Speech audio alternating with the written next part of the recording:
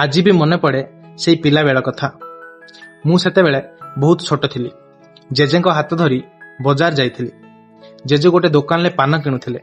ମୁଁ ଅଜାଣତରେ ସେଇ ଦୋକାନରୁ 2ଟି ପେନ୍ ଆଣି ମୋ ପକେଟରେ ପୁରେଇ ଦେଇଥିଲି।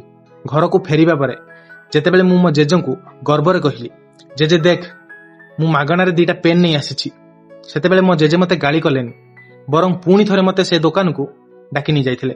ଦୋକାନୀ ପାଖରେ ମୋତେ କ୍ଷମା ମଗେଇଲା ପରେ ସେ ମୋ ମୁଣ୍ଡ ଉପରେ ହାତ ରଖି ଗୋଟେ ବଡ଼ କଥା କହିଥିଲେ, ଯାହା ଆଜି ବି ମୋ କାନରେ ଗୁଞ୍ଜୁରି ଉଠେ।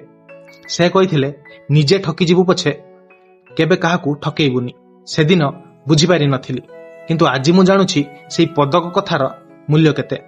ପଇସା ପାଇଁ ତ ଦୁନିଆ ଠକୁଛି, କିନ୍ତୁ ନିଜ ସଚୋଟ ପଣିଆକୁ ବଞ୍ଚେଇ ରଖିବା ହିଁ ଅସଲ ବିଜୟ। ଧନ୍ୟ ମୋ ଜେଜେ, ଆଉ ଧନ୍ୟ ତାଙ୍କର ସେହି ମହତ ଶିକ୍ଷା।